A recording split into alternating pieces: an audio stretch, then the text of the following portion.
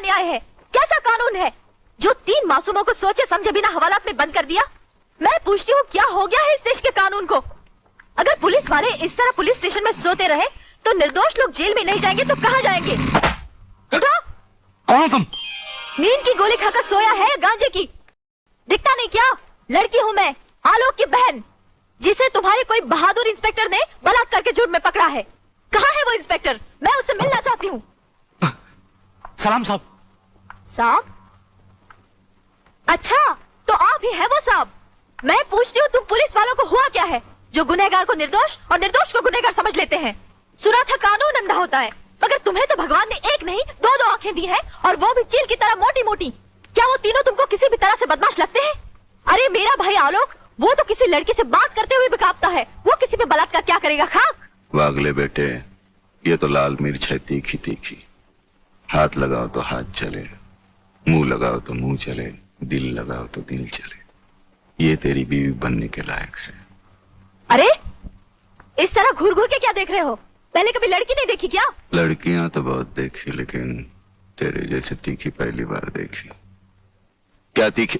क्या नाम है तुम्हारा? शांति शांति शांति शांति शांति शांति। वाह, क्या कमाल का नाम रखा है चुन के माँ बाप ने, शांति, जो इस देवी के चेहरे और जुबान से शहद की तरह टपक रही है। हाँ? हंस क्या रहे हो दांत निकाल कर? मुझे अपने भाइयों से मिलना है। हवलदार, मिलने दो इसे। साहब, उन तीनों को अस्पताल ले गए हैं शिनाख्त के लिए। संजय चौहान, आलोक वर्मा और अली खान, यही वो 3 लड़के हैं जो आपको अस्पताल में छोड़कर भाग गए थे। क्या इन्होंने आपके साथ बलात्कार किया?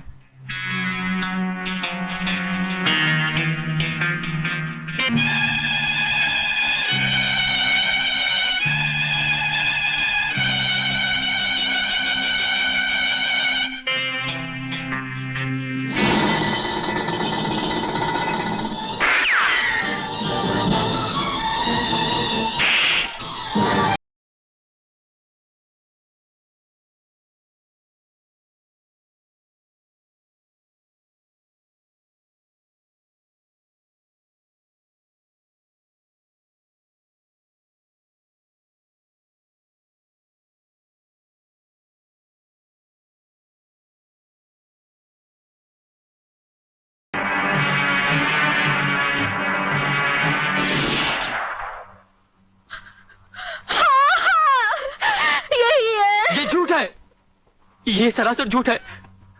हमने कोई बलात्कार नहीं किया। सच कह रहा है मेरा बेटा। इंस्पेक्टर साहब, ये झूठी है ये।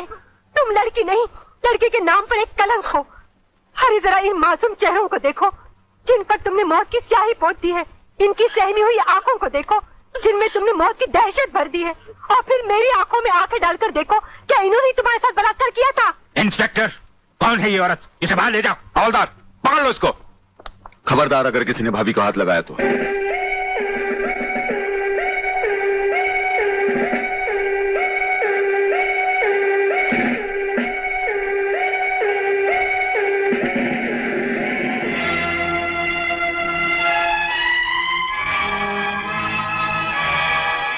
इंस्पेक्टर फादले, आप जानबूझकर अनजान बन रहे हैं।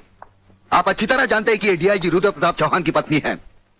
याद है डीआईजी रुद्र प्रताप चौहान, जिनके अंतिम संस्कार पर आपने लंबा चौड़ा भाषण झाड़ दिया था, जो आज भी हम पुलिस डिपार्टमेंट के लिए आदर्श है, उनकी पत्नी है। तो ये भी किसी मामूली आदमी की बेटी नहीं है। ये इस राज्य के मंत्री जीवन लाल टंडेल की बेटी है। और जानते हो इन तीनों ने इसके साथ क्या नर्क किया है? कुछ नहीं किया। ये किसी की साजिश है जिसमें इन तीनों को फंसाया जा रहा है। लेकिन मैं भी दूध का दूध और पानी का पानी करके रहूंगा।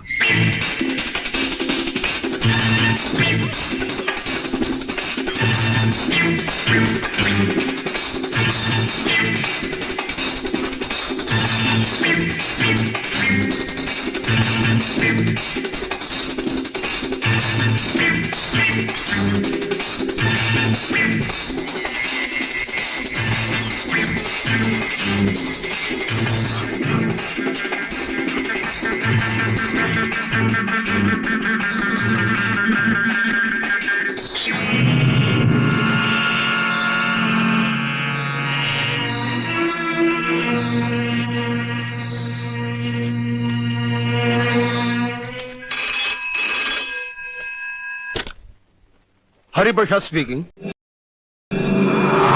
जज साहब, मैं प्रलयनाथ गुंडा स्वामी बोल रहा हूं। Your honour, dancer miss Anita Chaudhary की लाश का समुद्र के उसी किनारे से मिलना और उसी जगह से राधा टंडेल के कपड़े और सैंडलों का मिलना, इंस्पेक्टर वागले को मिली हुई गोली और अनीता चौधरी के पेट से निकली हुई गोलियों का एक ही रिवॉल्वर से चला होना और उस रिवॉल्वर पर किसी और की उंगलियों के निशान होना, यह साबित करता है कि इस केस में किसी और का भी हाथ हो सकता है। इसलिए जब तक ये बातें खुलकर अदालत के सामने नहीं आती, मैं अदालत से दरख्वास्त करूंगा कि इन तीनों की जमानत मंजूर कर ली जाए।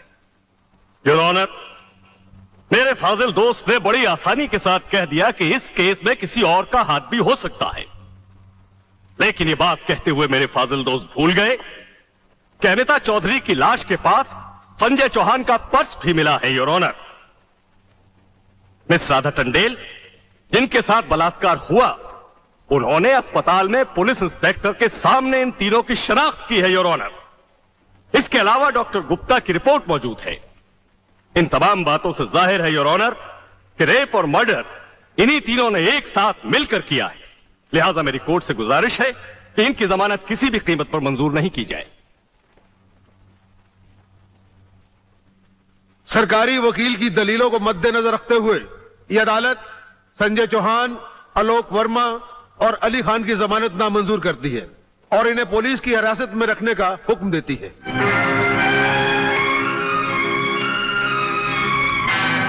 योर ऑनर, मैं इंस्पेक्टर वागले इस केस की छानबीन मैं कर रहा हूं। अदालत से इस केस के बारे में कुछ कहने की इजाजत चाहता हूं। इजाजत है। Thank you sir.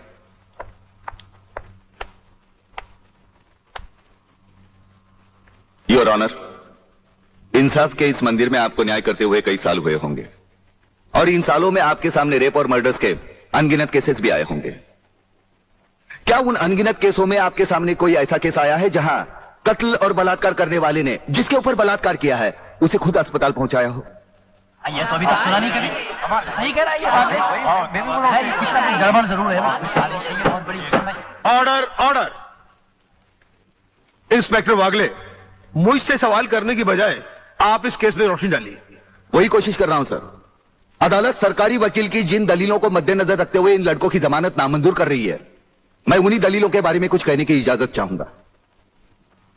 इजाजत है। सरकारी वकील का कहना यह है कि अनीता चौधरी की लाश के पास संजय चौहान का पर्स मिला।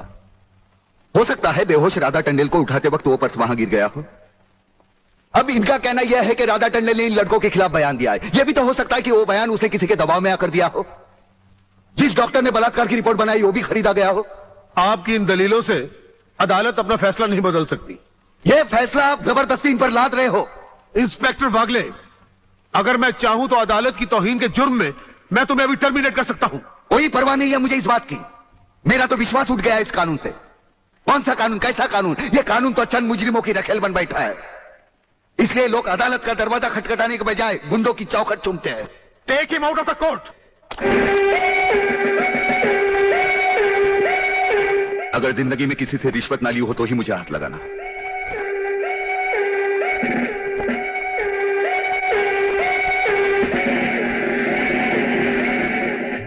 इन्हें गिने भुक्कड़ लोगों की वजह से अदालत शतरंज की बिसात बन गई है, जहां कोई भी आकर कानून से खेल सकता है। लेकिन इन खिलाड़ियों को अगर मैंने सच्चा कानून नहीं सिखाया तो मेरा नाम भी शिवाजी राव वागले नहीं।